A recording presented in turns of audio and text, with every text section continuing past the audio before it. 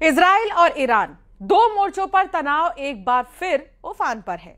एक तरफ इजराइल के प्रधानमंत्री नेतन्याहू साफ कह दे चुके हैं कि किसी भी कीमत पर फिलिस्तीन को अलग देश नहीं बनने देंगे, फिर चाहे इसके लिए सऊदी अरब के साथ ऐतिहासिक रिश्तों को ही क्यों ना दांव पर लगाना पड़े।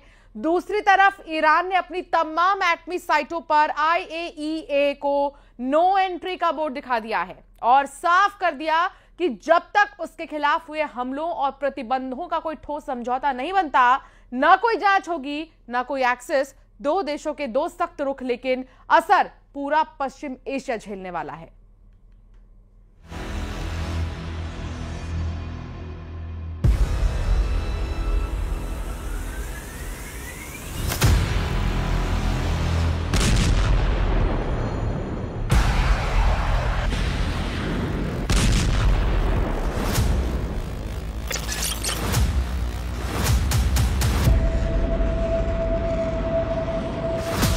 क्या पश्चिम एशिया में फिर उठने वाली है बारूद की आंधी?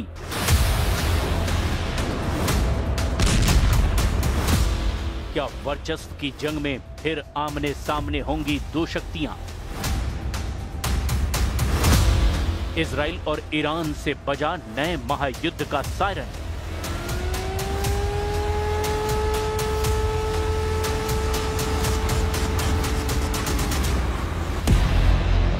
ये सिर्फ दस्तावेजों और अखबारों में सिमटी खबर नहीं, बल्कि एक ऐसा ट्रिगर है जिसके दबते ही पश्चिम एशिया एक बार फिर महायुद्ध की आग में झुलस सकता है। क्योंकि जिस तरह के बयान और संकेत दिखाई दे रहे हैं, वो इसी बात की ओर इशारा कर रहे हैं, जरूर कुछ बहुत बड़ा होने जा रहा है। महातबाही का इशारा दिया गया है इजराइल की तरफ से।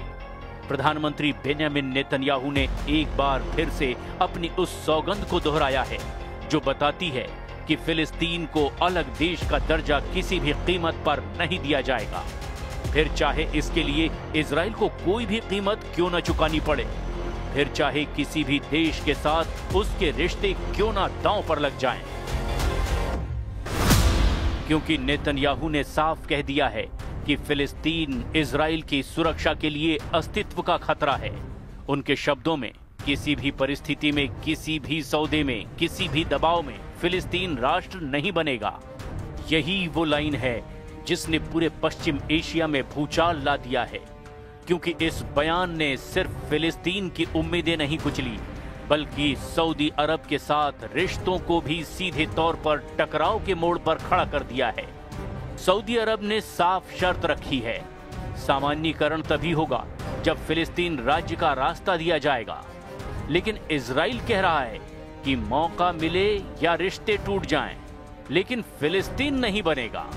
इससे अंदाजा लगाया जा सकता है कि आने वाले दिनों में टकराव सिर्फ जमीन पर नहीं, कूटनीति के आसमान पर भी बढ़ने वाला है।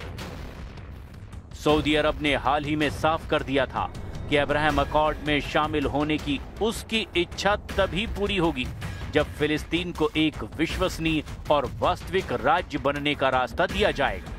एक ऐसा रास्ता जिसे सऊदी क्राउन प्रिंस मोहम्मद बिन सलमान ने वॉशिंगटन में अमेरिकी राष्ट्रपति डोनाल्ड ट्रंप से मुलाकात के दौरान खुलकर दोहरा दिया था।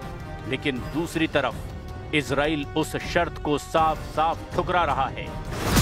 अपने इंटरव्यू में नेतन्याहू ने यह भी कहा कि गाजा युद्ध ने सऊदी के साथ बातचीत की रफ्तार धीमी कर दी थी, लेकिन अब जब युद्ध शांत पड़ रहा है तो परिस्थितियां फिर से पक सकती हैं। लेकिन वो परिस्थितियां तभी आगे बढ़ेंगी जब दोनों पक्षों के लिए फायदे हों और जब इजराइल की सुरक्षा से कोई समझौता ना हो। इस बीच नेतन्याहू ने गाजा पर एक और बड़ा संकेत दिया है। उन्होंने कहा कि मिस्र गाजा बॉर्डर के रफा क्रॉसिंग को इजराइल तभी दोबारा खोलेगा जब हमास के कब्जे में बचे 3 मृतक बंधकों के शव वापस मिल जाएंगे, और ये प्रक्रिया बहुत करीब है। उन्होंने पहली बार ये भी कहा कि वो चाहते हैं कि मिस्र उन गाजा वासियों को बाहर निकलने दे जो मिस्र जाना चाहते हैं, क्योंकि आज तक ये इजाजत नहीं दी गई है। और अमेरिका की 20 पॉइंट प्लान में ये भी सिद्धांत शामिल है कि जो गाजा छोड़ना चाहें उसे छोड़ने दिया जाए। यानी एक तरफ इजराइल फिलिस्तीन के लिए हर दरवाजा बंद कर रहा है और दूसरी तरफ गाजा में बाहर निकलने का नया रास्ता खोलने की कोशिश कर रहा है।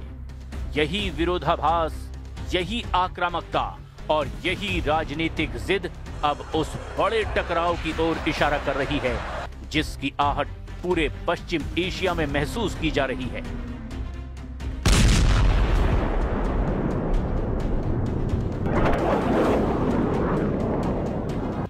लेकिन तस्वीर यहीं खत्म नहीं होती। असली बारूद तो इसके आगे छिपा है, क्योंकि जैसे ही रफा क्रॉसिंग खोलने की बात सामने आई, मिस्र और फिलिस्तीनी अथॉरिटी तुरंत इस मुद्दे पर आमने सामने खड़े हो गए।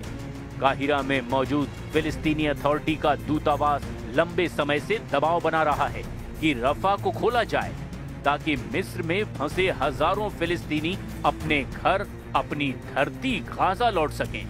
लेकिन मिस्र की अपनी एक अलग रेड लाइन है। उसका साफ कहना है गाजा वासियों को मिस्र में शिफ्ट करने की किसी भी कोशिश को वो जनसंख्या विस्थापन मानेगा और ये मिस्र के लिए एक रेड लाइन है जिसे कोई भी पार नहीं कर सकता। यानी इजराइल जिस कदम को मानवीय रास्ता बता रहा है, मिस्र उसे अपनी राष्ट्रीय सुरक्षा और भू राजनीतिक स्थिरता के खिलाफ एक छिपी हुई चाल मान रहा है। यही शक, यही अविश्वास पश्चिम एशिया की आग को और भड़काने वाला ईंधन बन चुका है। लेकिन नेतन्याहू का ध्यान सिर्फ गाजा पर नहीं है। वो अपनी रणनीति पूरे लेवांत, सीरिया, तुर्की और ईरान तक फैलाकर देख रहे हैं। कुछ ही घंटे पहले वो दक्षिण सीरिया में बने आईडीएफ नियंत्रित बफर जोन के एक आर्म्ड आउटपोस्ट का दौरा कर चुके हैं और वहीं से उन्होंने दुनिया को एक और संकेत दिया। संकेत ये कि इजराइल का अगला फ्रंट सीरिया भी हो सकता है।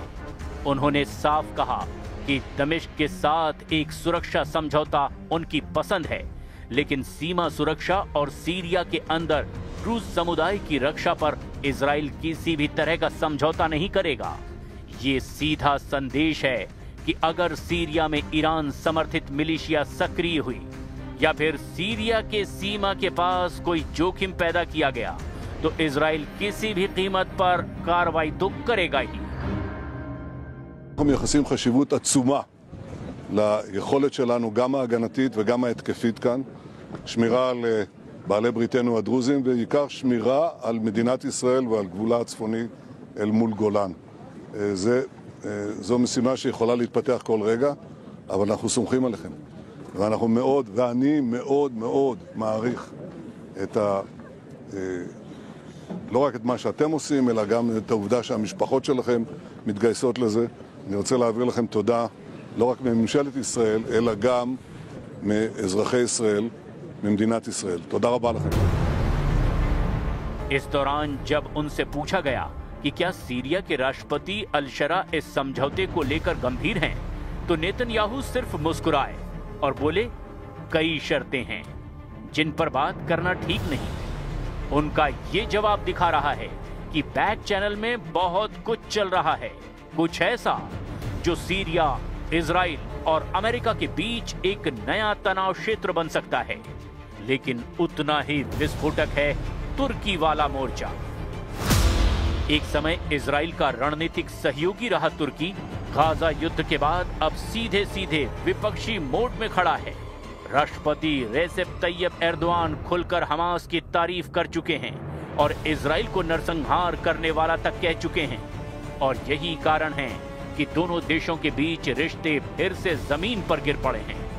नेतन्याहू ने साफ धमकी दी कि तुर्की अगर दक्षिणी सीरिया में सीमा के नजदीक घुसने की कोशिश करेगा तो उसे रोक दिया जाएगा।